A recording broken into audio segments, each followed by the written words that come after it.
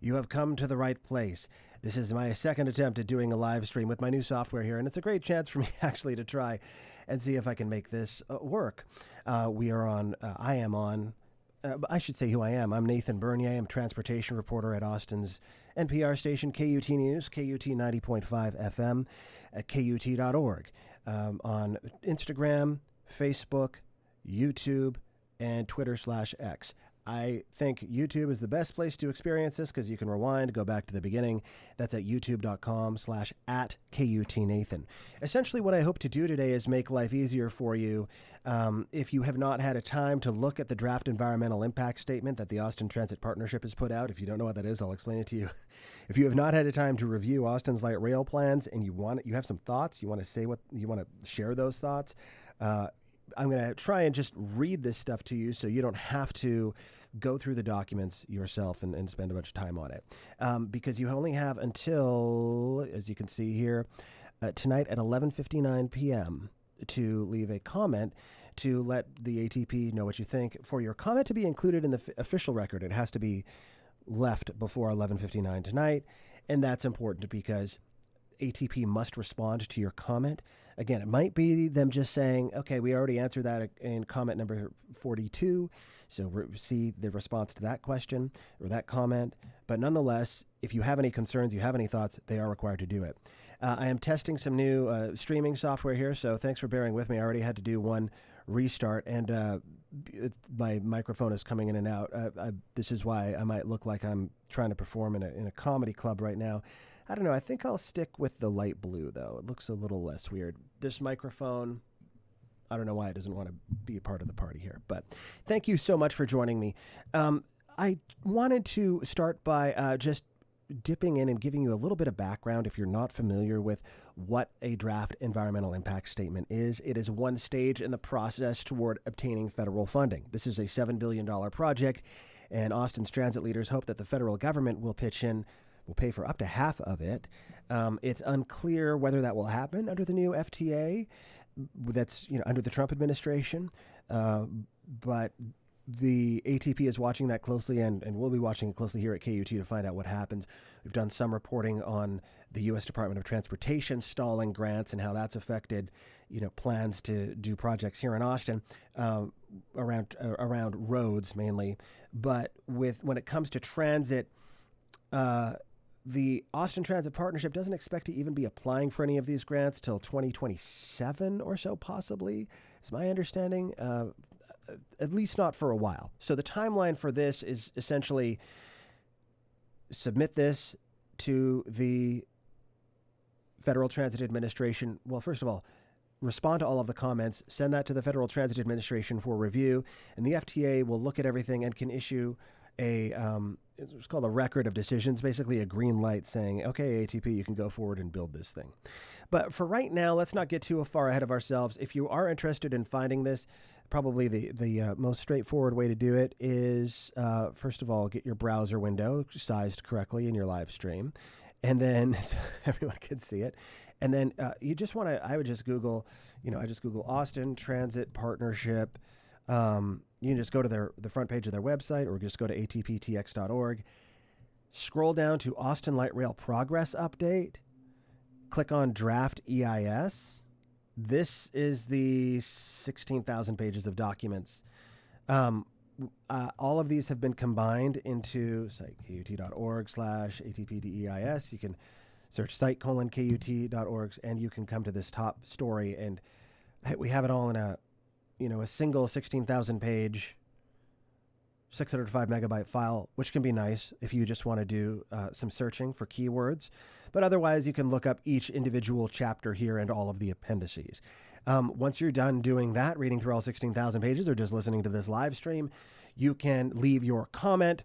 And there are, you can do it here by going to view information and share feedback and clicking through. Or just, I refer you back to this information. You can do it at their website. You can also just send an email to input@atptx.org. That's input@ATP, Austin Transit Partnership, TXTexas.org, atptx.org. You can call and leave a voicemail, 512-710-2100. That's 512-710-2100.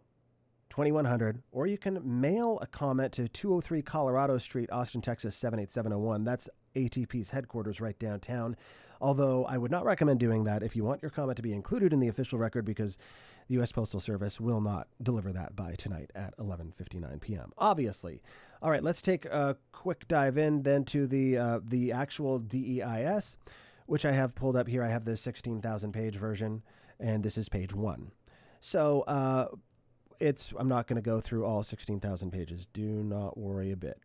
But what I am still trying to do as I work through this is to resize my window to the appropriate size for you to see things should you be viewing this live stream. I mean, the main purpose of this is to listen, but there will be visuals too if you want to look.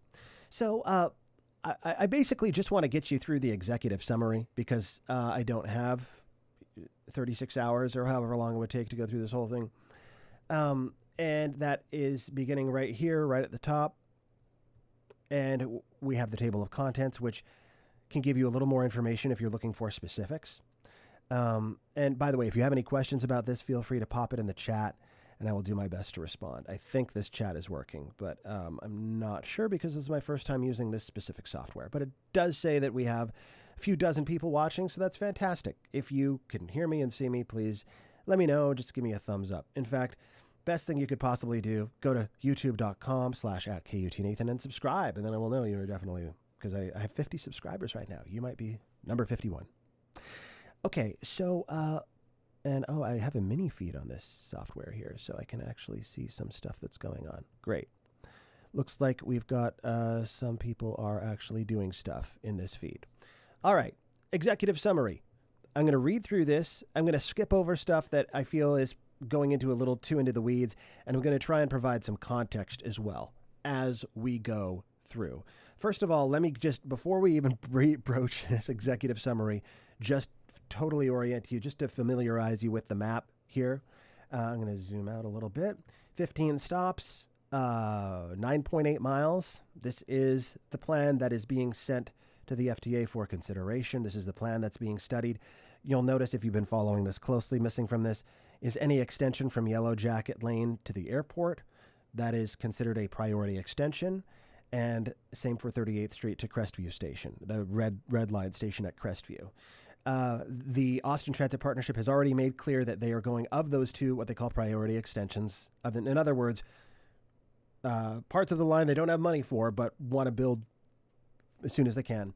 They're going to do the airport one. So the airport priority extension is more prioritized than the Crestview priority extension, which I've covered on other live streams. I found interesting because the Crestview extension, according to ATP's own ridership estimates, would provide more ridership than almost any other state. In fact, it would be equivalent essentially to the busiest station. So in other words, more people would use the system if they extended it to Crestview.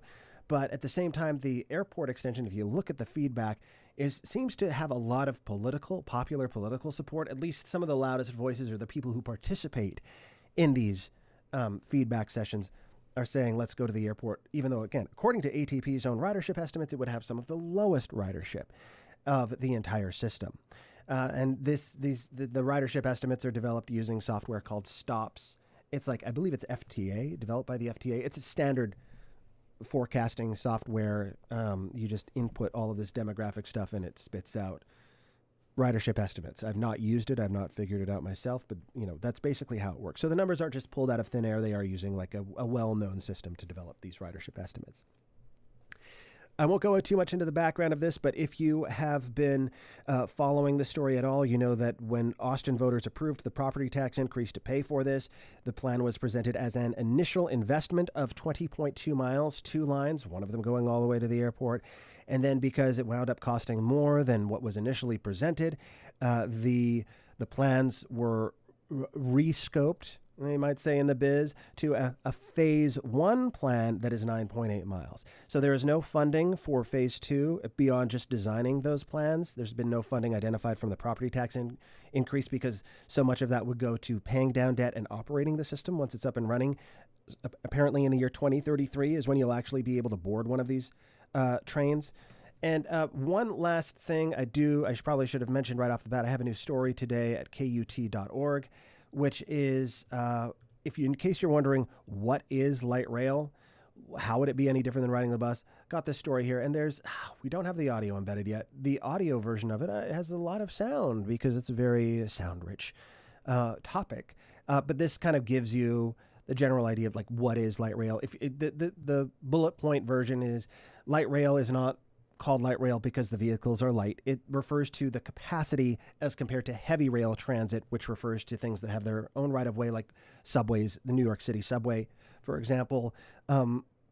So light rail runs in the street, and it's sort of an in-between, like a subway and a bus. It has more capacity than the bus because these train vehicles are like 2 to 3 times longer than a bus.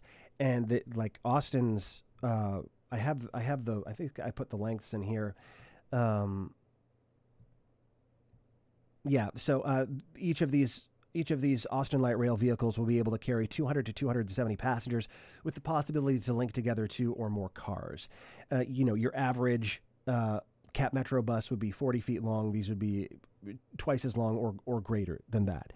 And with frequencies of up to every 5 minutes, at least north of the river during peak hours. So that just to give you a little background, to ground you a little bit. So let's flip back over to the Draft Environmental Impact Statement is what the official name for this is, the DEIS. And the process here, again, is you submit your comment. ATP is going to process all of those, send them off to the FTA, and ATP hopes that by the end of this year or early 2026, they will receive back a record of decision, what's called a record of decision that will basically give them the green light to start building this and to apply, or at least to consider applying for federal funding.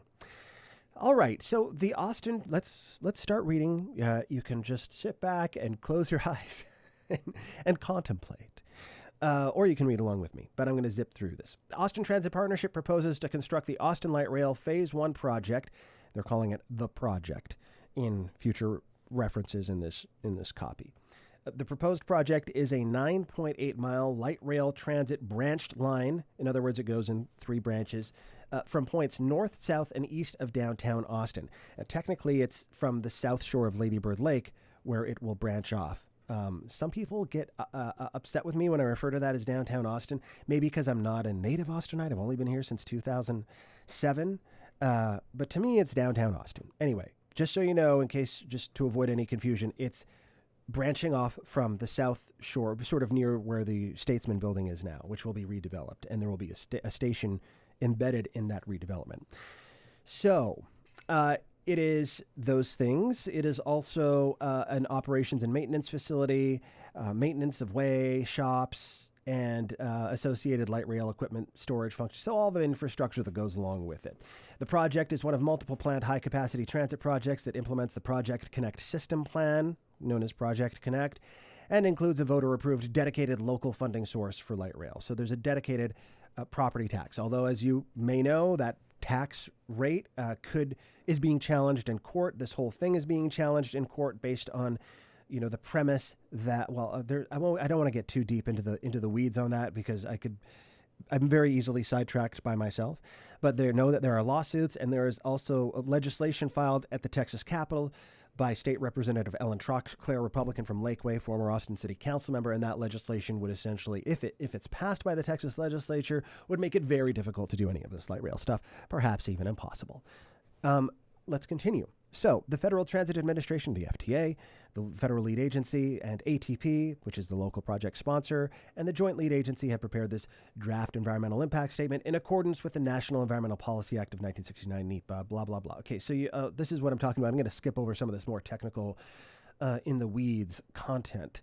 So this executive summary summarizes, shockingly, the major conclusions of ATP's social, economic, and environmental analyses for the no-build alternative, the build alternative, and the 6 design options that were presented to the public during the NEPA scoping process that started in January 2024. So what this is saying is, and typically with these environmental impact statements, they have to weigh the no-build alternative, which is doing nothing, against the build alternative, which is doing the thing that they're talking about, light rail in this case. And then there are 6 design options, which you might consider like modifications to the build alternative, like tweaks. How about we do, instead of doing this, how about we do this? For example, one of those design options is getting rid of the proposed stop on at Travis Heights on Riverside Drive and adding a stop at Wooldridge Square. Another design option is adding elevated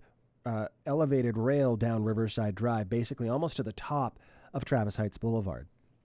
So there are 6 various options. Another one is the idea of putting a pedestrian and bicycle walkway that's tree-lined down the middle of Riverside Drive so that people could walk sort of along where the rail is going. And there's renderings of that out there. In fact, I might even be able to show you one right now in this slideshow, but I'm still figuring out my software, so forgive me because I don't know how to switch slides in this. Oh, I feel so powerless right now. All right, I'll get it. This is sort of a trial by fire for me to figure out the software, but also enough about me. Let's talk about these rail plans. Okay, we've looked at the map already. I mentioned this is that Travis Heights stop that ATP is proposing to eliminate and to add a stop between 15th and Congress here, where are all those state office buildings, a lot of state office buildings downtown. Purpose and need for the project. The purpose of the project is to address growing corridor travel demand with a reliable, safe, cost-effective, time-competitive, sustainable, and equitable light rail system that operates in a dedicated guideway. Very important here. In order to achieve travel times that are faster than driving the light rail system, in order to do that, any system would need its own dedicated lanes. That's what they mean by dedicated guideway. It'll have its own travel lane that cars won't be able to use. The lack of transportation options and limited roadway capacity to accommodate growth in Central Texas may hinder the continued vitality and economic health of Austin and surrounding areas in the future. Inadequate transit access coupled with rising travel demand have resulted in longer travel times, decreased mobility, and additional travel costs for residents and businesses. Okay, so this is, why they're doing this. They want to increase the transportation network capacity to meet existing travel demand, sustainably support Austin's population and employment growth, improve transit access between affordable housing and jobs, and support the growth of and connectivity to regional activity centers. And they go into a bunch of background here that the population is growing here, and the city of Austin has this long-term goal that by 2040, they call it the ASMP, Austin Strategic Mobility Plan. You really got to be a nerd to know about ASMP. Shout out to my ASMP heads out there.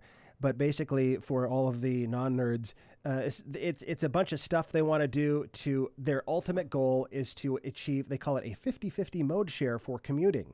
Basically, right now, something like 70% or around there, give or take, ish of people drive to work alone in their vehicle. I think it's more than 70%, might be 80%. But it's a lot. Obviously, you live in Austin, most people drive to work alone in their car.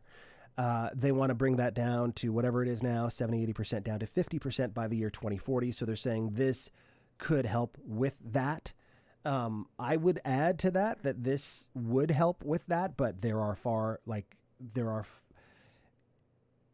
it's not going to, it might make a dent. It depends how everything develops, but we're talking about 29,000 trips per day by the year 2045.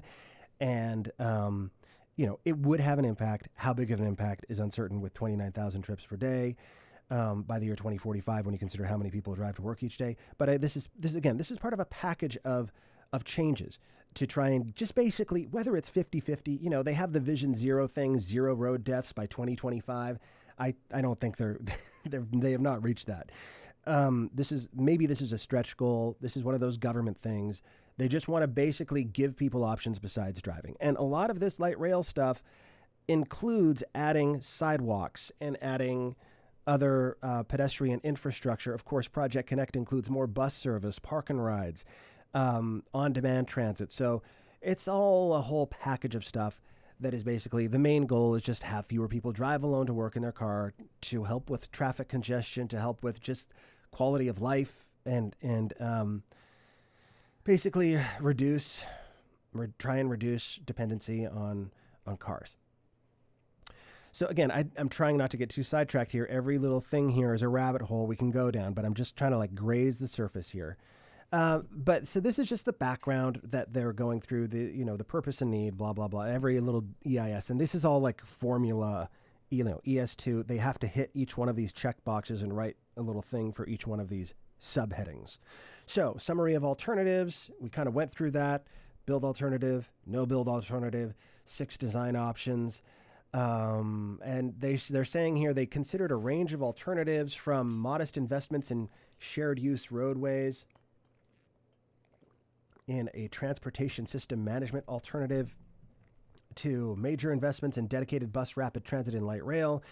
The alternatives development and analysis process encompassed extensive community planning and stakeholder engagement, as well as comprehensive planning and data-driven analysis that began in 2018. So for this specific project, 2018, but the city's been looking at this for far earlier than that. They've been looking at transit, light rail, etc. But this specific project, I guess, they're talking 2018.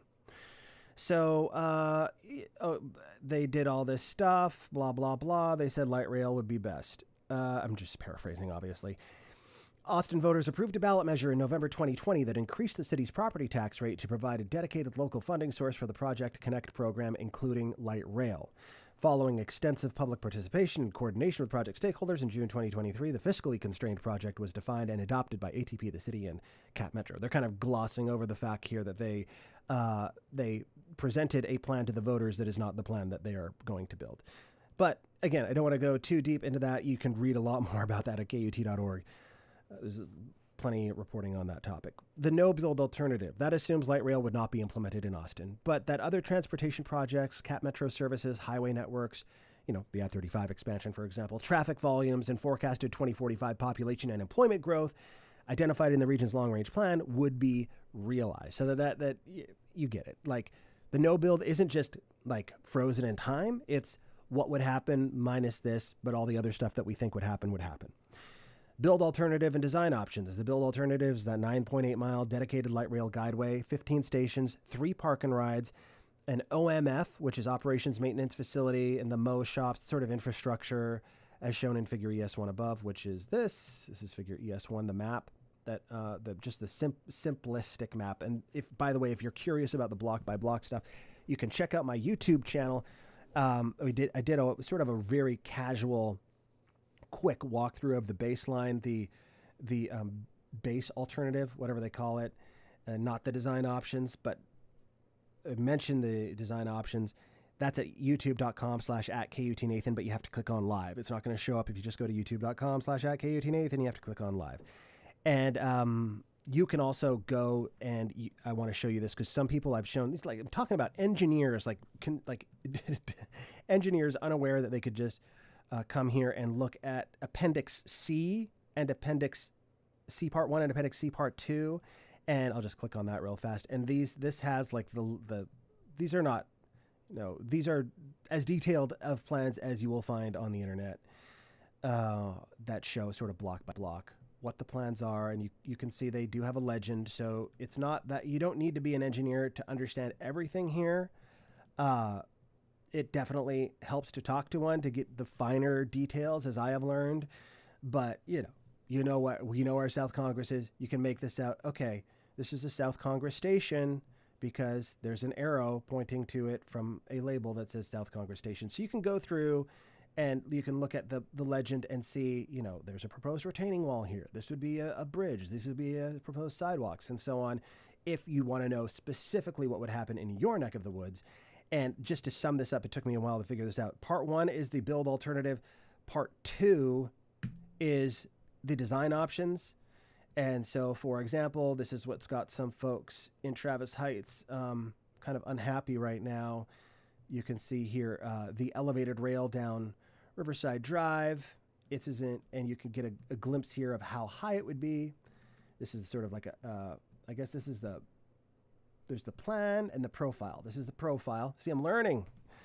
Engineers, I've got a lot to learn, obviously. But and you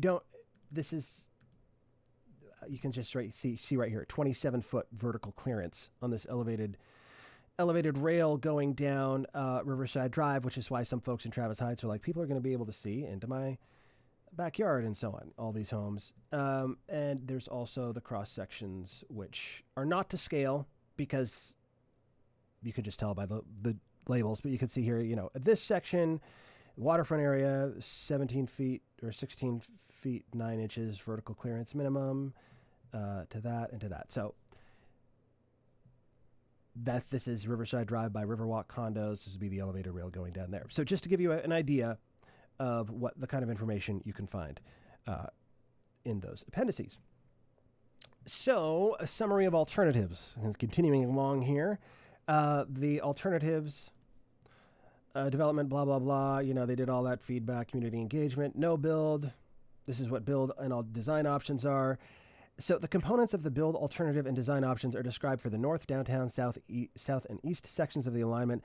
The build alternative and all design options include a new light rail bridge and bicycle and pedestrian lanes crossing Lady Bird Lake to connect the neighborhoods in East and South Austin. So one of the more expensive components of this project is the construction of a new bridge over Lady Bird Lake, and this piece of information informs us that there would also be bicycle and pedestrian lanes on that bridge, not car lanes, but you could walk or bike across it. So another crossing over Lady Bird Lake. That would be where the Waller Creek Boathouse is now, sort of crossing over to the Statesman site, so a little bit east of the Congress Avenue Bridge. The north section of the alignment extends from 38th Street to Martin Luther King Jr. Boulevard and serves the UT campus, medical facilities, and the museum district, among other key destinations. Beginning at the intersection of Guadalupe Street and 38th Street, so that's the northern end of this system, is Guad and 38th. The center running at grade alignment would extend south to UT. Due to a high level of pedestrian activity on Guadalupe Street, a light rail pedestrian corridor would be established between 29th and 27th Streets, and a transit bike pedestrian corridor would be established between 27th and 21st Street. So the bike paths would join up at 27th Street. Again, I don't want to go too into the weeds here, but the bike paths would go down the street that runs parallel to Guadalupe from 29th to 27th. I forget the name of that street. Hey, if you know, say it in the chat, and then I'll know that I'm not just talking to a computer monitor and no one else. That is one block to the east of Guadalupe Street, that street that runs north-south. So there would be bike paths. You just have to do a little detour because of the constraints, just the narrowness of the street there of Guad from 29th to 27th.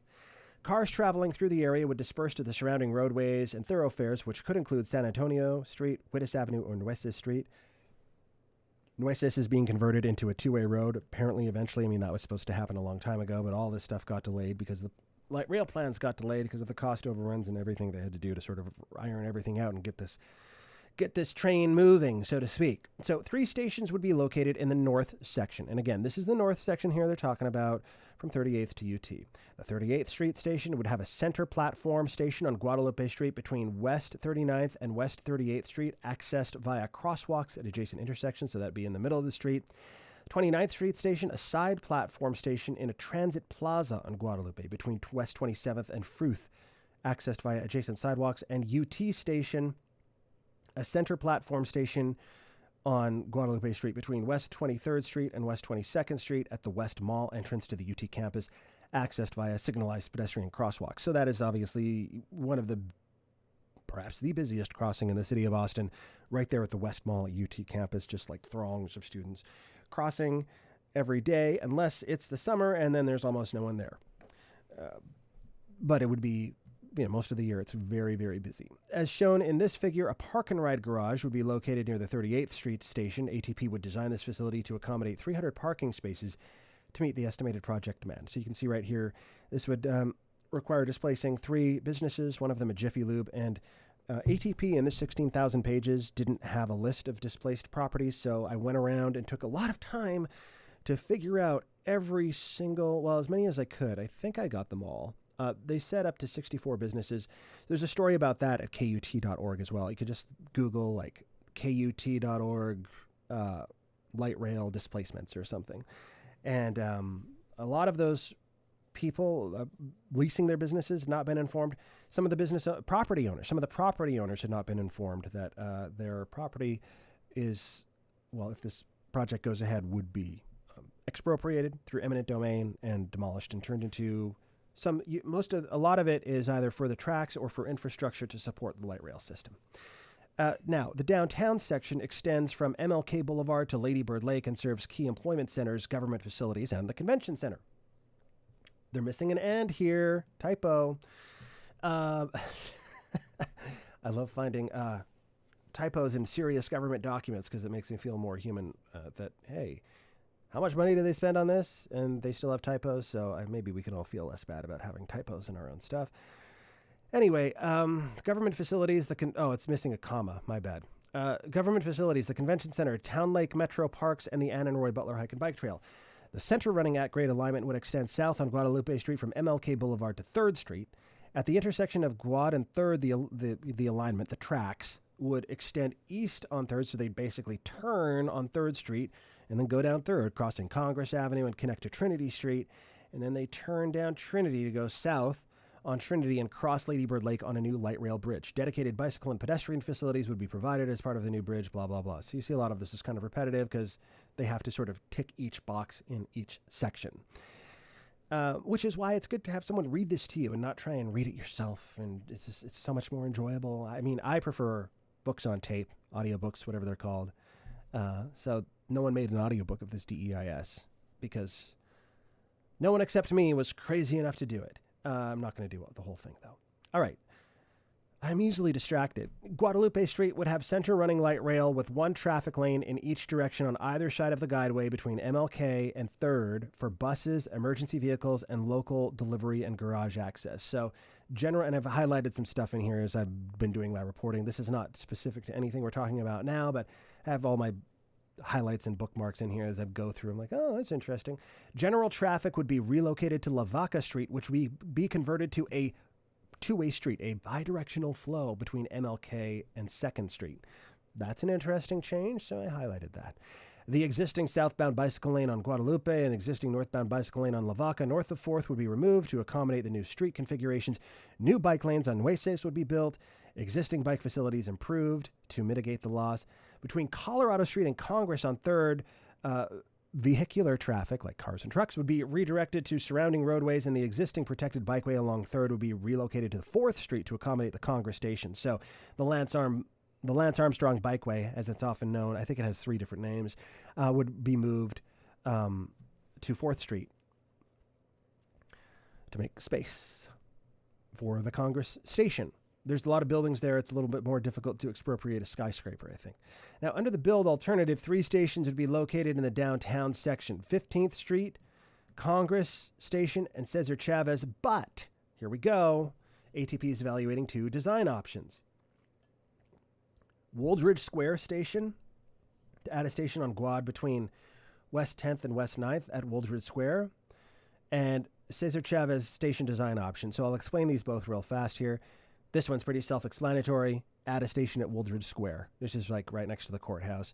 The Cesar Chavez station, basically there had been a proposal last year that the Cesar Chavez station could be put inside a building at the corner of Trinity and 3rd that was being developed. For whatever reason, ATP won't say I've not spent a lot of time reporting on it because there's other stuff to report about, but that just doesn't look like that's going to happen. So they're just going to put that station instead of inside the building, they'll just move it over onto Trinity Street, more like in front of the convention center as opposed to inside a building. So that's that. And then the south section extends from Lady Bird Lake south to Oltorf Street and from South Congress Avenue east to I-35. So the south section from Lady Bird Lake, so basically, well, it's easier just to, I know you may not be watching, but basically from the South Shore, one branch will go down Congress to Oltorf.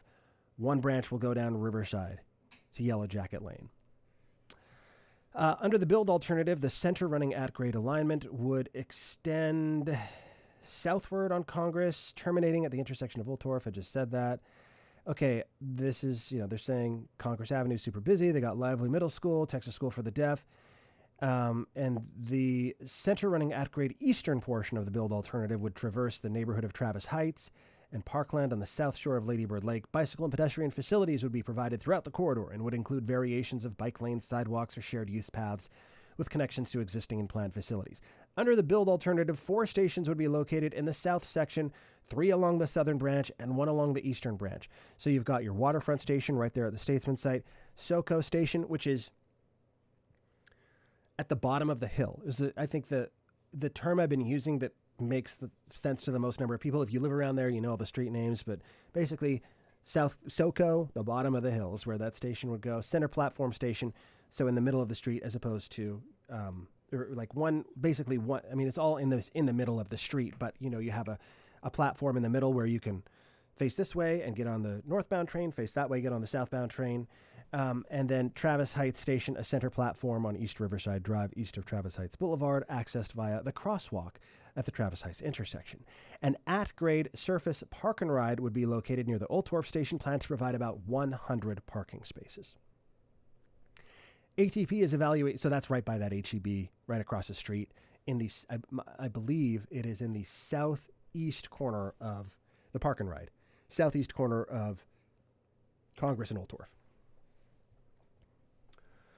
So let's see. Now we're talking about the design options in the south section, the potential modifications that ATP is proposing. One is the Lady Bird Lake Bridge extension design option that would include an elevated waterfront station and extension of the elevated structure south of the station. Basically, this is the one they're talking about, having elevated tracks go down Riverside Drive to Travis Heights Boulevard, where they would kind of come at ground level again. ATP developed this design option to address the surrounding topography challenges and the difficult traffic operations that would result from an at-grade alignment of the junction of all three light rail branches at East Riverside Drive. I know there are some folks in Travis Heights who have been looking into this, and they would contest that. They think there are other factors at play here, and I've been requesting some docs related to that.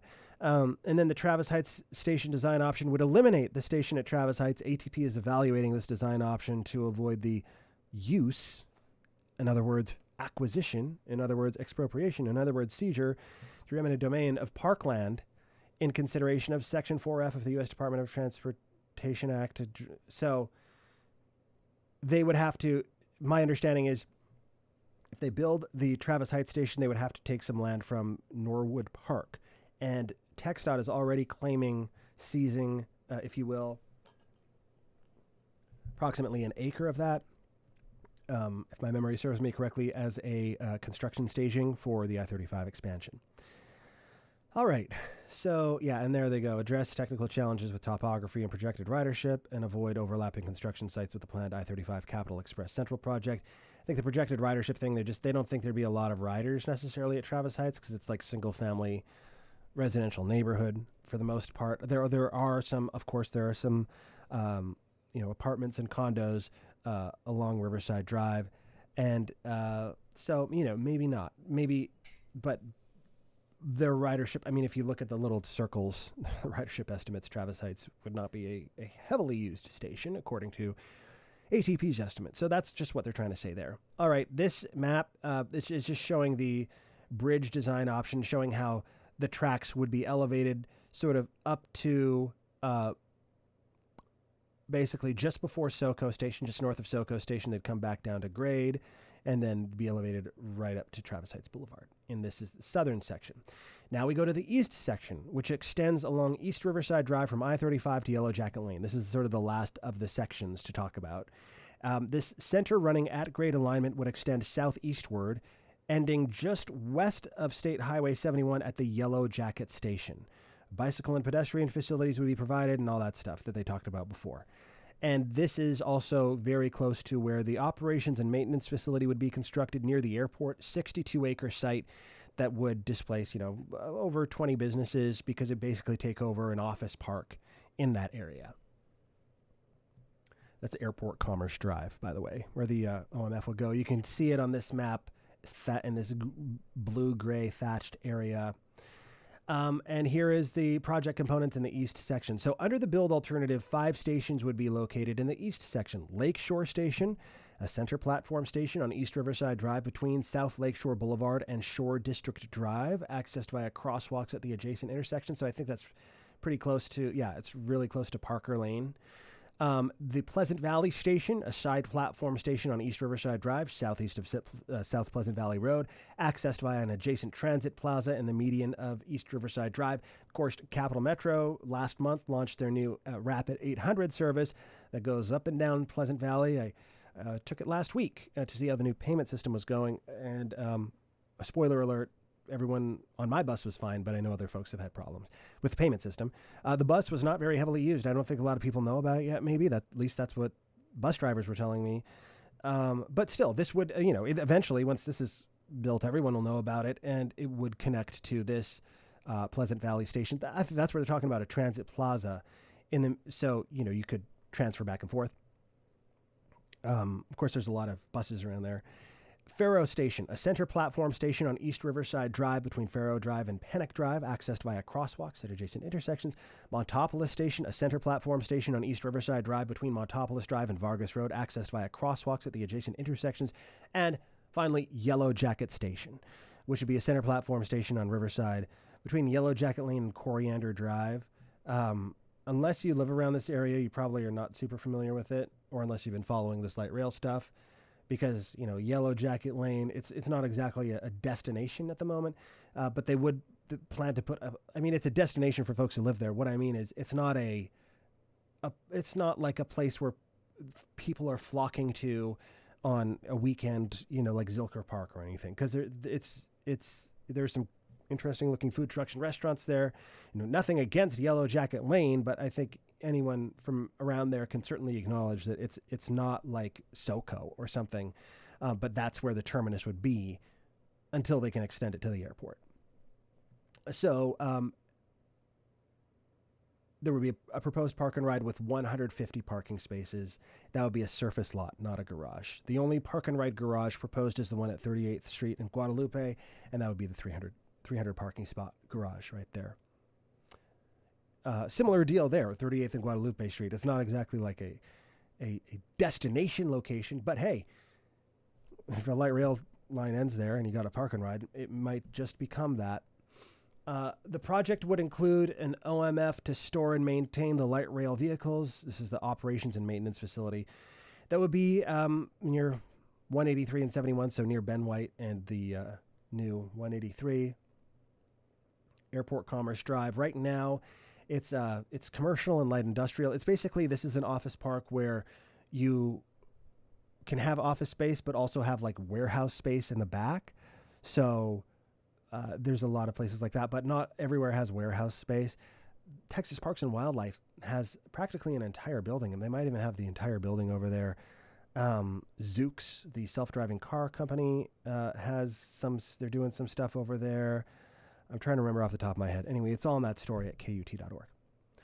So this site, the OMF, they'd have administration there. They would have operations and maintenance staff. They would have a light rail control center, light rail vehicle storage tracks. And the access is shown in the conceptual engineering drawings. Basically, the trains would come down Yellow Jacket and proceed on to the operations and maintenance facility. And then there are two design options in this east section. Excuse me while I take a sip of water. Design option 1, center running bike, pedestrian, and shade tree facilities on East Riverside design option. Catchy name, but that's what they're calling it.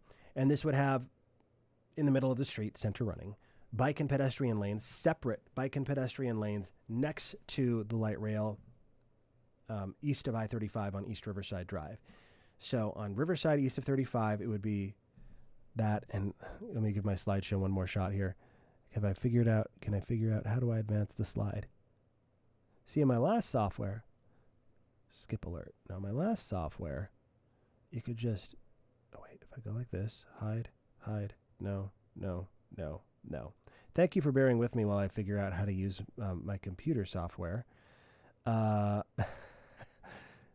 just want to show you a picture. Why can I not show you a picture? Well, here's a picture of the rail going down East Riverside Drive. This is, of course, a rendering. It's not the real thing. It's not there yet. And I have made an animation of that, which I thought was kind of funny, using some AI, which I will attempt to load right now. Let's see if we can animate this thing. Boom. And no. All right.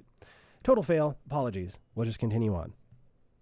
I'll figure it out for next time. At least now I know what to figure out. I'm going to say hi in the chat. Hi there. Hi there, strangers. Thanks for listening. It just disappeared. I'll see it on the oh no, it showed up in the YouTube chat and Facebook. Cool. This is fun. All right, let's continue along here. So we've got our, as I was trying to show you, I was trying to visualize it for you. The center running bike, pedestrian, and shade tree facilities. I just had a brain, the positive thing. I had a light go on in my brain on how I can show you. I can just open it right here because it's a pleasant rendering. Of course, they're not going to do renderings of unpleasant things. But I think I could just open it in Firefox and then you can see for yourself. Boom, there it is. This is what I'm talking about. What they're talking about. This is the rendering I was trying to display earlier. That would be that. The design option for center running bike, pedestrian, and shade tree facilities on East Riverside design option. So, yeah, the trees are kind of a must if you're going to do that, because I don't know if you've ever walked down Riverside Drive in the middle of the summer. I certainly have, and there's not a lot of shade. It's not exactly what I would call a walking corridor, but if you had enough shade, it would be doable in the summer and would be pleasant at other times of year. So the design option is basically, and I've asked about, well, how are people going to get to it? There's so few pedestrian crossings along Riverside Drive. Well, they would add pedestrian crossings for people to access it more easily. And as you saw in that image, it would be a lane for bikes and a lane for pedestrians under at least this proposal. So the bicycle, pedestrian, and shade tree configurations for the build alternative and design options are shown in figure ES6. And you can see, if you're looking at this on video, this is not a beautiful rendering. It is simply a cross-section showing how this would work with 2 lanes of traffic, 2 lanes of trains, going from like left to right here. Sidewalk, 2 lanes of traffic, 2 lanes of trains, 2 lanes of bicycle, like terracotta bike lanes, a little buffer median, and this is not the only buffer, but there would definitely be buffer between bikes and pedestrians, pedestrian path, another buffer, trees on each of those buffers, and then 2 lanes of traffic, and then another sidewalk. So there would be still sidewalks on the side and a path in the middle. Grove, now this is the other design option for the east section. Grove Station design option was initially proposed to combine the Montopolis and Faro stations into a single station at Grove Boulevard in order to improve bus connectivity to a nearby Austin Community College campus and provide direct access to planned affordable housing, because basically the city owns a huge tract of land just south of Riverside at Grove. This design option was presented during scoping meetings in February 2024. In response to public feedback, a variation to the Grove Station design option was developed. This variation retains 2 stations in this area, but would locate the Faro Station 800 feet to the east, closer to Grove. So they were thinking about getting rid of Montopolis and moving Faro to Grove. Now they're saying, oh, we'll keep Montopolis Station and just move the Faro Station. So people who are along this corridor would still maintain that extra station. They wouldn't lose a station and reduce their sort of accessibility in East Austin to this costly transit infrastructure. Okay, light rail equipment. The project would include traction power substations that provide electrical power to trains via the overhead wire or catenary. And so if you're wondering how this would be powered, no, this would not be gas powered or diesel powered. It's electric. And they'd have overhead wires, basically what they're talking about. Those substations, I mean, that's why, for example, Groovy Lube would need to be expropriated and torn down. It would become a substation. They call it a traction power substation to provide power to these trains. It would go right there where the Groovy Lube is at 37th. Train control and communication cabinets would be approximately half a mile apart along the alignment. I think it's the same deal for the 7-Eleven at San Antonio and 15th Streets. That would also be torn down to make way for more infrastructure. I'm pretty sure it's traction power substation at that 7-Eleven. Operating characteristics. Frequent service would be provided on the light rail system. In the north and downtown sections between 38th Street and Waterfront, trains would operate approximately every 5 minutes most of the day and up to every 7.5 minutes during off-peak hours. In the south and east sections, peak period service would operate every 10 minutes with an off-peak service frequency of up to 15 minutes. Trains. Now, first of all, some people have asked me, how could you have 5 minutes north and 10 minutes south, or 7.5 minutes north and 15 minutes south? Wouldn't you have to get off or transfer somewhere? No, because you'd have the two lines south of the river, the southern section and the eastern section, those trains would sort of converge at Waterfront and join on the one line, doubling the capacity or the frequency of the trains north of the river, and vice versa. As, those 5-minute trains come south, some of them will go south to Oltorf, some of them will go east to Yellow Jacket, and you would just, if you're traveling from UT and you want to get to Waterfront, it doesn't matter which train you get on, but if you want to get to Oltorf, you obviously have to get on the right train. So that might not be a 5-minute frequency for you, because it would be, the train to Oltorf would only be coming every 10 minutes, if you catch my drift. But if it doesn't matter and you only want to go to Waterfront, then it doesn't matter. If you don't have to wait for the Oltorf train, you could get on the Yellow Jacket train. Hopefully that makes sense. So the trains, how fast would they go? As fast as cars can go, as fast as the speed limits anyway. And the service would operate Monday through Friday, 5 a.m. to 12:30 a.m., Saturday 5:50 a.m. to 12:30 a.m., Sunday 6 a.m. to 12:30 a.m. So they would not stay open until the bars close. I know a lot of people would wonder about that. They will not stay open until the bars close. Basically, catch your last train by midnight is kind of what it sounds like. Transportation effects. The light rail would connect to all the Cap Metro bus and rail service. I guess, would it connect? Where would it? And enhance regional connectivity. Based on 2045 ridership forecast, nearly 29,000 trips would be made on the light rail each weekday, with more than 40% of the trips new to transit. So this would connect to the Red Line at the Cesar Chavez station, would be the closest to the downtown Red Line station. So they're expecting, as I said, 29,000 trips, 29,000 weekday boardings. So not necessarily 29,000 people, but 29,000 times someone will get on a train. They're estimating, this is 20 years away. They're estimating this ridership. A lot could happen between now and then. That's what they got now. And they think a big chunk of these folks would be new to transit, not regular transit users. And you could check out my story on What is Light Rail that aired this morning. In fact, because I want to get that audio up there as fast as I can, I'm going to live here on the air Slack my boss, my editor, and ask if he can add. Will you please send my audio to add to the post? And maybe now that will get added up there, and then you can listen to the 5 minutes of amazingness yourself. Or perhaps you were listening to the Texas Standard. I think they aired it this morning. Whatever. I'm a radio guy first and foremost, so I like the audio story. I always want to get that out there. All right. Most riders would bike or walk to stations, with less than 10%, or should that be fewer than 10%, accessing stations by automobile. The billed alternative would reduce 62,000 vehicle miles traveled by private automobiles in the region per day. And, as critics of this light rail plan have noted, that is like 0.001% of vehicle miles traveled by private automobiles in Austin in a day. So don't expect this to fix gridlock, but I think it's about more than just fixing gridlock. Although they do say that I've seen that in materials, that this is about easing congestion. This light rail line, I heard from my editor, he apologizes and says he'll get that audio up. Thank you so much, sir. This, for some people, it's more complicated than that though, because someone driving a delivery from one far-flung part of town to another in like far northeast Austin to far northwest Austin, this is not really aimed at getting that person off the road. This is in the purpose of this light rail is in the busiest travel corridors. As I understand it, purpose of light rail is to put it in the busiest areas, so that in those busiest areas you have a big impact, not in every street across the entire city, on every highway lane across the entire city.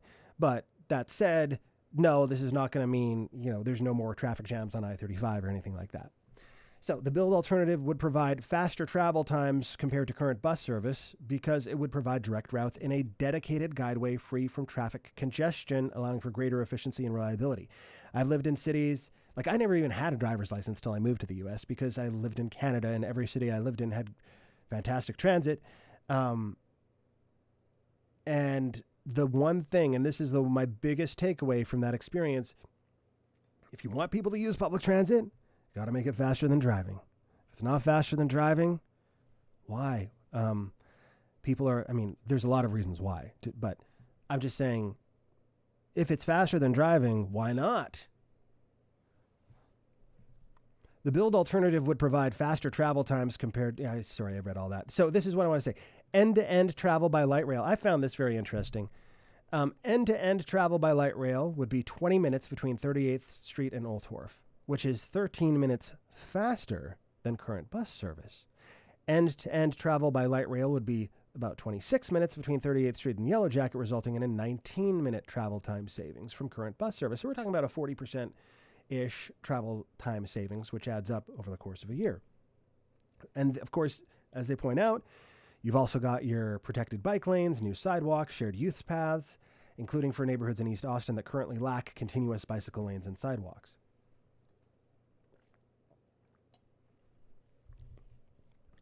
Sorry, it's a lot of talking, and my throat's getting a little bit sore, but we're hitting the 1 hour mark here, so we're approaching the end of our of our executive summary, I should say.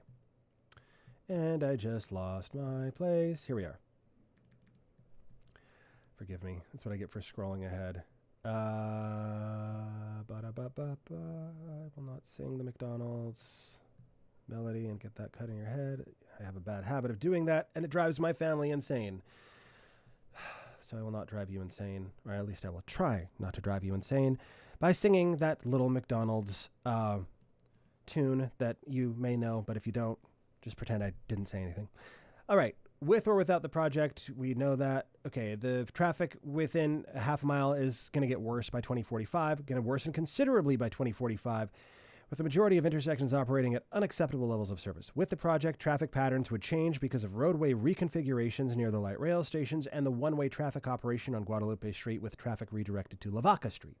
Remember, Lavaca is going to become a two-way street under this. Traffic signal prioritization for the light rail could speed up the trip for those traveling in the same direction, but delay the trip for those who need to cross the tracks.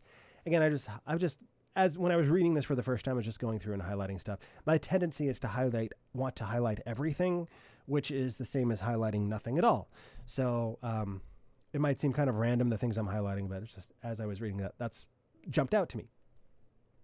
So ATP will coordinate with, basically the city of Austin to try and make sure, the way they say this stuff, to address potential effects on the traffic conditions and to incorporate measures to mitigate delay and optimize traffic flow in the project's design. They're going to work with the city and make sure traffic doesn't get too bad. That's what they're going to try and do. Parking. The project would affect the corridor's roadway design configurations, affecting the amount of on-street parking in certain areas. So this light rail project would remove up to 607 on-street parking spaces, most of which are on Guadalupe Street, Lavaca Street, and South Congress Avenue. There is a substantial amount of off-street parking that would absorb the loss of parking on Guadalupe Street from 38th Street to 15th Street and in downtown Austin, although I will add those parking spaces are more expensive than the street parking, usually. While increased population and employment along the city's recently adopted parking policies would increase the demand on the existing parking supply, while increased population and employment along with the city's recently adopted parking policies, I think they're talking about the city doing away with parking minimums. So I won't go too far down this rabbit hole, but KUT's Audrey McGlinchey has done a great job covering this. The city council passed a rule saying, okay, if you build something, you say you build a condo, you don't need to have 1.5 parking spaces per bedroom or unit anymore, whatever it was. You just build whatever parking you think is needed, or don't build any at all, or build 5 spaces per unit. You just do what you want, as opposed to saying, no, you must do it this way because that's what we think needs to be done. So because of that, they're saying that could increase demand on, and I assume that's what they're talking about, increased demand on the existing parking supply. I think there's also been changes in how much you pay for parking, stuff like that. So anyway, this project would reduce they're saying, okay, this is going to make what, everything going on, more traffic, blah, blah, blah. It's going to increase more people, demand on parking, but this project is going to reduce the demand for parking and result in a net benefit. Summary of environmental findings. The potential benefit and adverse effects of the build alternative are reviewed below in comparison to the conditions that would occur under the no build alternative. The trade-offs are highlighted. The evaluation provides a basis for decision makers and the public to assess the benefits and consequences of implementing the project. And so this summarizes the effects on blah, blah, blah. All right, so this is a very helpful table if you just want to really get a quick read of this. And this is like right at the top of our 16,000 page 22 of our 16,000 page document. And if in ATP's documents, it's in one of these first early documents. In fact, I will tell you right now in case I probably should have let you know. You're like, what? Where can I find what you are reading, sir? Where you can find it is you go up here. It is cover and abstract is not what you want. That's just this stuff. And then executive summary in English. That's what I'm reading right now. This 25-page executive summary. So again, just go to atptx.org, which I will take you to, and then scroll down to Austin Light Rail Progress Update and click on Draft EIS. And that's how you get the mega doc situation there. Okay. So, I've got the wrong PDF open. As you can see, I have many PDFs. Oops. Here we go. Okay.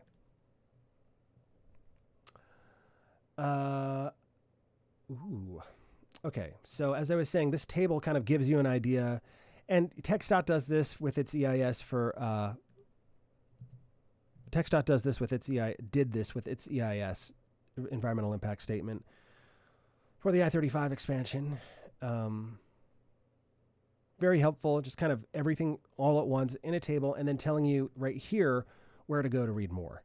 And that refers, if you're looking visual quality and aesthetics, chapter 4, section 4.5, well, then you could go back to the draft environmental impact statement and find section 4 and click on that, and then go to 4.5 here on the side, and visual quality and aesthetics to read in more detail. So that's why I really like this table, because it's sort of everything all at once. And let's just go, let's see, I've been doing this an hour. A lot of this we've already covered, but you can see, I probably should have just done this table, would have been faster, but this can be super helpful. The noise and vibration stuff is interesting. I haven't done reporting on that really, but I thought it was interesting. I mean, I covered that for the I-35 project. FTA's methodology for identifying noise impacts is conservative, and the predicted increase in noise due to the project would be barely perceptible or not noticeable in most locations.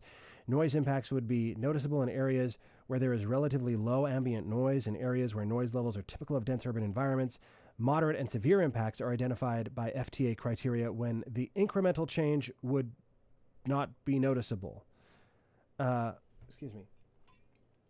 So they're talking about moderate noise impacts at 22 buildings affecting 514 dwelling units, severe impacts at 9 buildings affecting 439 dwelling units, and vibration impacts at a hotel along Riverside Drive in a multifamily building as a result of the lead track to the operations and maintenance facility. So they're talking about, and then their mitigation. That's the next column. What are they going to do about it? Well, they're going to look at some special dampening tracks. They're going to put up noise barriers, put sound insulation, and identify other ways to mitigate this. And it just goes on. So you can really zip through here and see whatever interests you. Parkland, for example. What they're talking about, the preferred alternative. It would improve access to parkland through light rail service and bicycle and pedestrian lanes on New Bridge and the bridge across the lake, and so on. Throughout corridor, sorry. But they are talking about Section 4F use and conversion of approximately 45,000 square feet of Waller Beach at Town Lake Metro Park to transportation use. So that's, I believe, about an acre. And possible Section 4F use. So Section 4F, if you are an expert in this, hey, weigh in the chat. But that's a provision of federal law that it basically, if you're taking parkland, you have to replace it with replacement parkland. I mean, if it's Section 4F, and I think Section 4F is parkland that either has received some federal benefit or some federal protection. I'm sorry, I don't have the gospel truth here. This is the live stream, so you're just getting improv Nathan off the top of his head, Nathan. But yeah, so then they're talking replacement. So what would they do about that? Well, replacement parkland for conversion property at Waller Beach at blah, blah, blah, mitigation. They would find replacement parkland for conversion at Waller Beach at Town Lake Metro Park. And they're basically try and reduce the impact as much as they can. Okay, we're burning through here, coming down the home stretch. Effects on the human and built environment. The project would be located primarily within the existing transportation right-of-way, requiring full and partial acquisition of properties to accommodate the light rail system, as well as bicycle and pedestrian facilities and utility relocations. So they're going to have to do some digging. They're going to have to tear down some buildings. So the build alternative would require 27 full acquisitions and 277 partial acquisitions, resulting in 59 business displacements. The partial acquisition would not interfere with the use or enjoyment of the property once construction is complete. So they're saying 277 tracts of land, like as identified by the Travis County Central Appraisal District, 277 of those would have like a sliver of it shaved off, but wouldn't prevent people from using the property. Of course, they'd get paid for that sliver that gets taken from them. But 27 properties would just be like, nope, we're taking the full thing, and that would displace 59 businesses. A good chunk of those would be, say, like a plurality of those. They're saying, I think 24 would be at the operations and maintenance facility at that business park on Airport Commerce Drive, across from Ben White from the airport. So the center running, now they're talking about the options now, putting that center running pedestrian bike shade tree facility on East Riverside Drive. I'm going to say the full thing now. The center running bike, pedestrian, and shade tree facilities on East Riverside Drive design option. Oh, sorry, it's not Riverside Drive. It's just East Riverside design option. I messed it up already. Well, that's what happens when you have a 30-syllable name for something. Would result in the displacement of 5 additional commercial properties and 4 single-family homes that would not be affected under the build alternative. So if they put that trail down Riverside Drive, they're saying 4 single-family homes would be displaced. Now, I went to the location where they said those 4 homes are, and I found 3 homes and a trailer that had a business in it on another tract. So I don't know if, and I asked, like, is that where all the homes are? And they said, yeah. And so I'm hesitant to say it's only 3 homes, but it might only be 3 homes from what I've seen and from what they've told me. But whatever, 3 homes is 3 homes. That's still 3 single-family homes. And 5 additional properties, including one of them is right at the corner there at Montopolis and Riverside is the Shell. There's a Shell station there, very busy. You know, a lot of people go there to... Why would you go to a Shell station? I'm sure you can figure out why. To get gas, to get groceries, to get snacks, to get beer, to get cigarettes, to get lotto tickets, whatever. People use that Shell a lot. It was very busy when I visited it. There's also a food truck there, but it is on wheels, could move. I wasn't sure if they were counting that as a displacement. And there's a couple other businesses on that property they say would not be affected. So, as they're saying here, you know, for all acquisitions, financial compensation and relocation assistance would be in accordance with the Uniform Relocation Assistance, blah, blah, blah, blah, blah.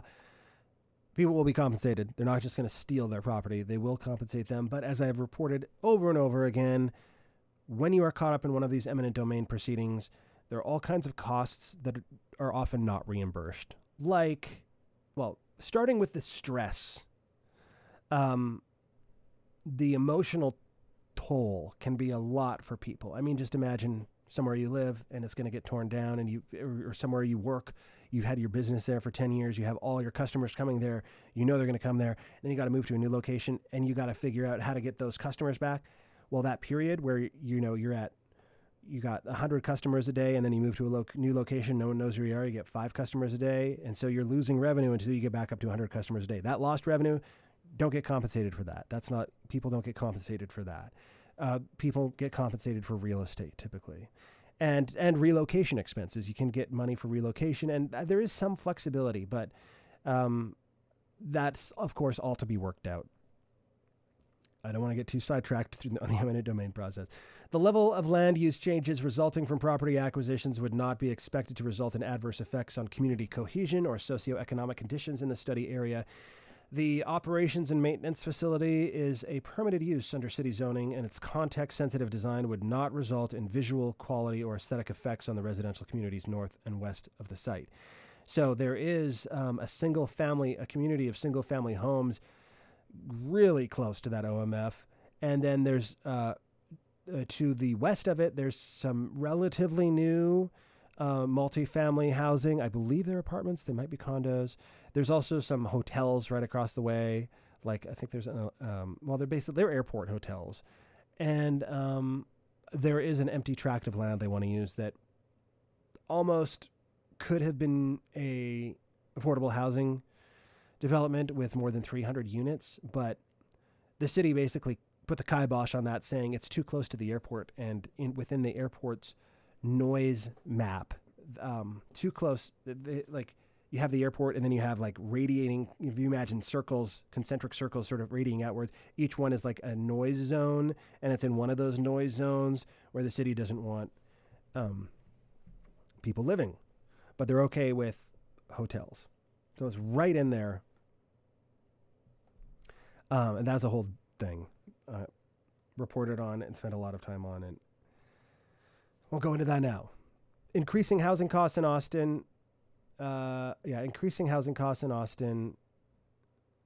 I skipped over some stuff. The project would improve publicly accessible spaces and would support community cohesion by providing additional locations where people naturally interact, such as along bicycle lanes and sidewalks and at light rail station areas. Overall, the project is expected to have beneficial effects on neighborhoods and socioeconomic conditions in the study area. Of course, as you may know, if you've ever been anywhere with real comprehensive public transit, especially rail-based permanent infrastructure, there tends to be a lot of people wanting to live near stations to take advantage of the system. That drives up property values and rents and attracts more investment into housing and building of commercial space and office space, stores and shops and stuff. And some people who live around there now don't want that additional development. So that's sort of been a contentious thing for some folks. Others are like, no, we want to have a more vibrant, walkable city. And so let's let it. And then there's, of course, the concern about that pushing people out, gentrification, people getting priced out of their homes, being forced to move. Voters approved $300 million as part of this Project Connect plan for anti-displacement efforts. But I think that $300 million, a lot of folks I've talked to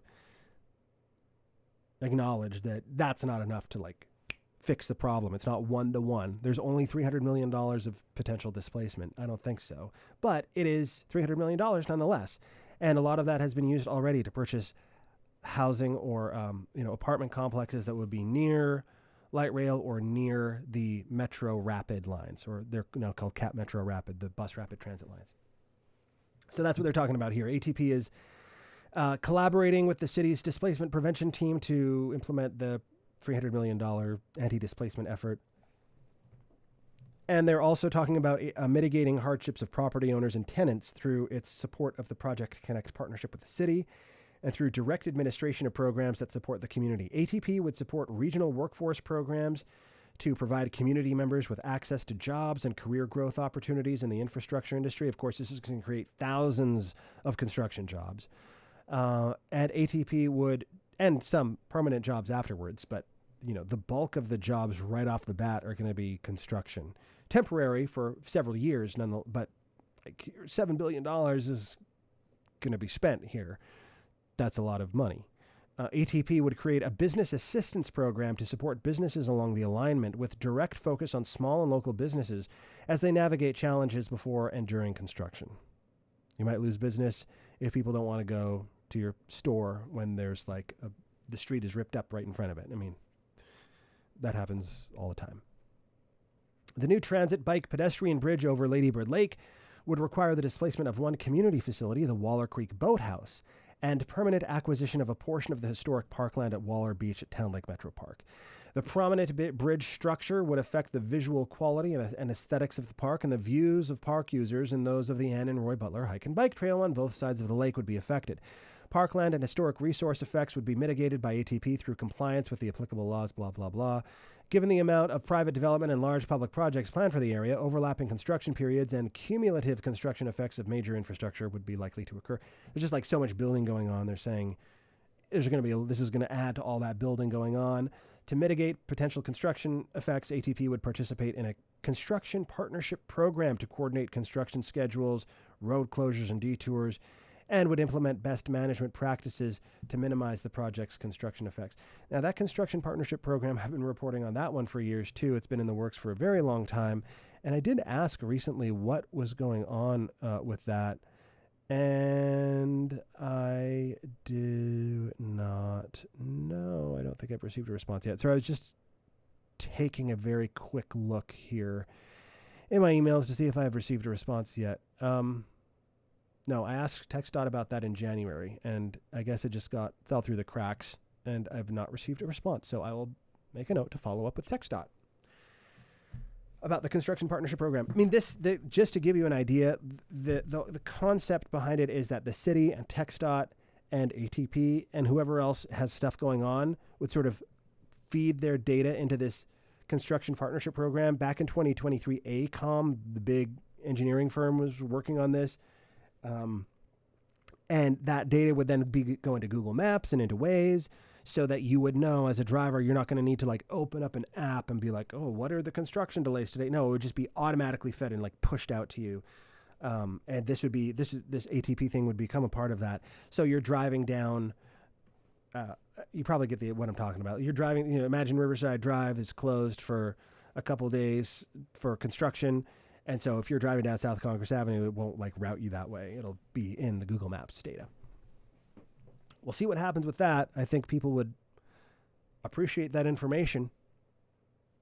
Effects on the natural environment. The project is expected to result in decreased air and greenhouse gas emissions and reduced energy use in the region, and is consistent with global, state, and local policies to combat climate change.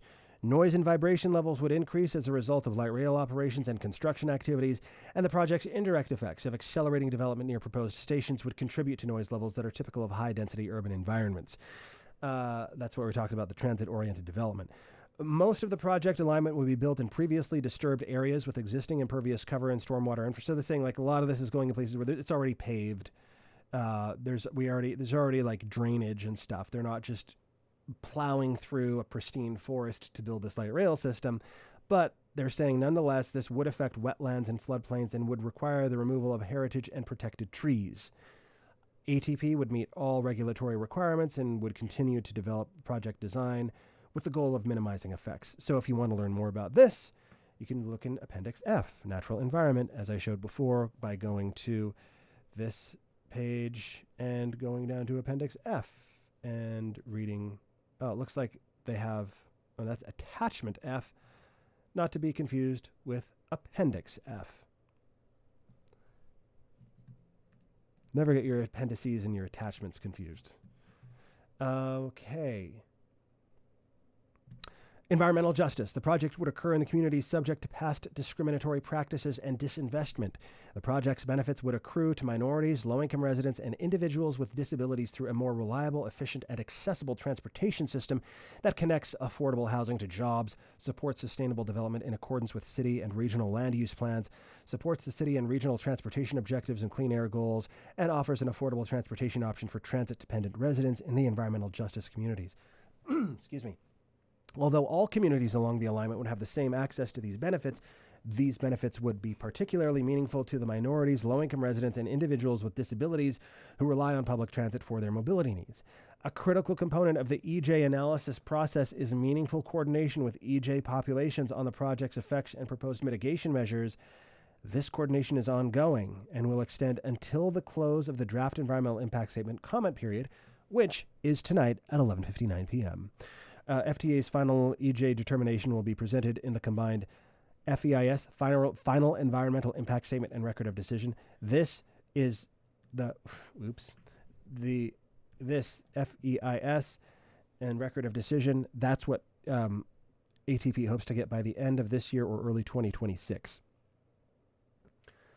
Preferred alternative. ATP is evaluating the challenges, benefits, and adverse effects of each of the design options by considering a bunch of stuff. I'm paraphrasing, of course. Technical feasibility, operations, ridership, environmental considerations, demographics, community feedback. So here we get to what they think they should do.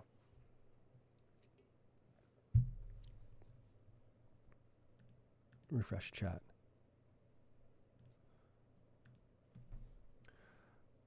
Here's what they think they should do. Wooldridge Square design station option. An additional station. So ATP recommends moving forward with... Okay, so ATP does not recommend the Cesar Chavez station design option. If developer agreements progress, the design option may be considered in the future. In other words, the station at the corner of Trinity and 3rd, putting it in the development. You know, if they can get a deal with the developer, yeah, we might consider it. But for now, we don't recommend going ahead with that. But we do recommend going ahead with the other 5 things, is what they're saying. The other 5 design options, which are, let's recap now, the Wooldridge Square station design option, putting the station at Wooldridge Square, Lady Bird Lake Bridge extension design option. So that's having the elevated, the bridge over Lady Bird Lake stay elevated, stay at that elevation, basically all the way up to the top of the hill there at Travis Heights Boulevard. So it'll be elevated down Riverside Drive and part of Congress Avenue, or at least part of the right-of-way they're cutting through to get to Congress Avenue, the properties that they will be turning into right-of-way. Because they say it will minimize the project's footprint in the floodplain, create an opportunity for an urban plaza that would provide real estate and community benefits, and reduce effects on floodplains and trees. While the design option has the potential to result in visual and noise effects on nearby residents, which is those Travis Heights folks aren't too happy about, there are opportunities to minimize effects through design and mitigation. Travis Heights station design option.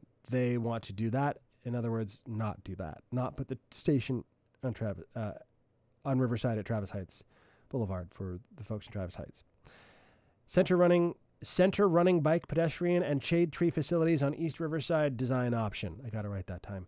They want to do that, even though it would displace 5 additional businesses and 4 single-family homes in an environmental justice community. We're talking East Austin at Montopolis. Continuing design would address mitigation for potential traffic multimodal effects and would address additional safety. So they're saying, we want to do this, but we'll keep working on the design, try and make it better. And then the East Riverside station design option, they want to put that station at Grove and Riverside instead of Faro and Riverside, because there's a community college right there. And there's a lot of housing planned in that property that the city owns. Areas of known controversy and issues to be resolved. No funding constraints or major environmental site or constructability risks have been identified. Interesting. Well, maybe at the time of this writing, there were no funding constraints. Okay, I get what they're saying. You have to parse this. I was reading risks into funding risks. There are funding risks down at the Texas State Capitol. And there's also a couple lawsuits that could risk the funding, but there are no funding. As of now, until that bill passes or the lawsuit's successful, there are no funding constraints. And there's no major environmental site or constructability risks for these. ATP and FTA are aware that constructing and operating a light rail maintenance facility has the potential to raise community concerns, particularly regarding its compatibility with surrounding land uses and perceived impacts on physical conditions and property values. In other words, the folks living right near in that single-family neighborhood, forgive me for not remembering the name of the neighborhood, right there near the OMF, they might be like, well, wait a second, this is gonna hurt my home value, and I've been paying my mortgage for years, and now you're gonna put this here. So ATP says they completed an extensive operations and maintenance facility siting analysis. They looked at a bunch of spots and they're trying to minimize property acquisition wherever possible and develop formal agreements to compensate property owners and occupants fairly in accordance with all applicable laws, rules, and regulations. So my total amateur reading of this is just like off the cuff here is that maybe they will, and I've not looked into this, so it could be totally wrong because this is within accordance with all applicable laws, rules, and regulations, but perhaps those folks who feel their property values could be at risk, perhaps there could be some kind of compensation for them. That's what this means to me. I could be wrong about that, but I've not looked into that deeply. Design refinements would also be made to minimize effects on environmental and community resources to the extent practical, and mitigation measures would be developed in coordination with the regulatory community. The regulatory community.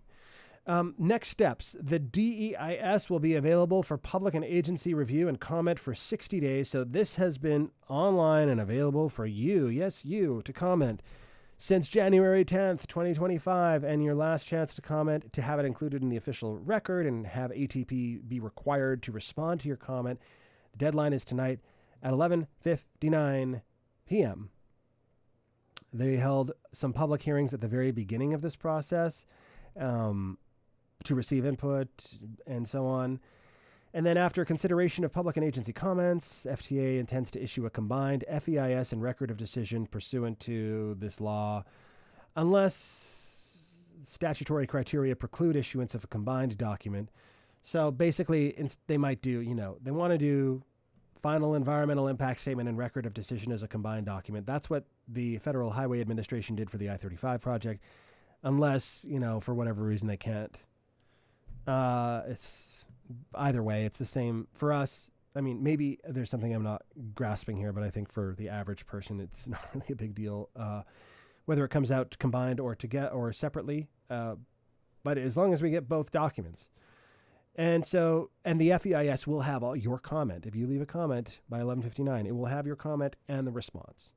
And that piece of it is usually very, very long, like thousands of pages long, the comment part. And so, okay, the FEIS, the final environmental impact statement and record of decision, will include responses to public and agency comments received on the DEIS, blah, blah, blah, and list mitigation commitments that ATP and its contractors will implement. The combined FEIS and record of decision must be issued before any federal funding can be awarded for the project. FTA is currently evaluating the project's eligibility for discretionary federal funding under FTA's Capital Investments Grants Program.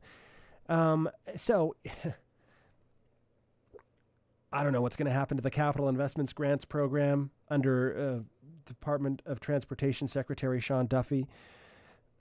But, we'll be watching and we'll be waiting. And as soon as I know, I will pitch it as a story. And then a whole bunch of references. So, and then we get into the table of contents, the meat of it. So there you go. That is the the draft environmental impact statement that is up for public comment until tonight. And let me bring up the ways that you can, again, contact them. You can go to atptx.org right now and go through their comment process, which, again, if you go to their homepage, click on Draft EIS, and then scroll down to, and by the way, there are some extra visual materials under, if you click on Share Feedback. So the website is austinlightrail.org/austinlight. I don't know why government agencies can't just do a simple website. austinlightrail.org/austinlightrailinput. If you go to austinlightrail.org, you will just get this page, which is Austin Light Rail. This is where your message can go. And, powered by public input, blah, blah, blah. So I don't know why they didn't just put it here or just buy for $7 a URL that's like austinlightrailfeedback.com. austinlightrail.org/austinlightrailinput. If you go here, they do have some other visuals, and what I found interesting were these maps. They're just a little more, they're a little more visually pleasing. Let me zoom in a bit here. So this is looking at Guadalupe from Cesar Chavez. And you could also see, it's a little easier to look at, honestly. It does have, as far as I know, it has the displacements. That's what these thatched red things are. Buildings with that on top are like buildings that would get knocked down. This is a drive-through bank right here at 9th and Guadalupe Street. So this is at Austin Light Rail whatever I said. sorry, I'm on the wrong thing here. austinlightrail.org/Austin light rail input. It is a little bit different than these maps, which are the ones that are included in the DEIS that are just maybe a little more technical looking. I have not now this. If you're an engineer, probably want to look at these because you'll get all of the some more technical details. But so that's that. Anyway, thank you so much for watching this live stream. I hope that you will consider subscribing to my YouTube channel at youtube.com/@KUTNathan, where I do these kinds of live streams from time to time to go a little more in depth on stuff. I mean, I get on the radio, maybe a minute for a newscast story, maybe 5 minutes, really pushing it 9 minutes for like a long feature story. And those require a lot of work.